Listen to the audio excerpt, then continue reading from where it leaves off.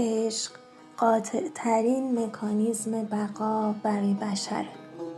نه به این دلیل که ما رو تحریک میکنه تا جفتگیری و تولید مثل کنیم، چرا که ما بدون عشق هم قادر به این کار هستیم، بلکه چون عشق ما رو به سمتی میکشونه که از نظر احساسی با همسرمون پیوند بخوریم و این به ما پناهگاهی امن در برابر طوفان‌های زندگی و طوفان‌های درون خودمون عرضه میکنه.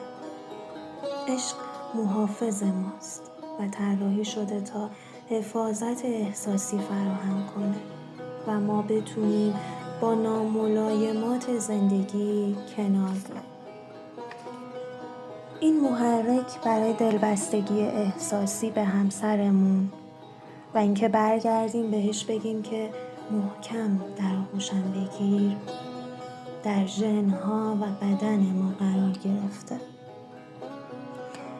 در واقع عشق مثل میل به غذا پایه‌ای برای زندگی، سلامتی و شادیه.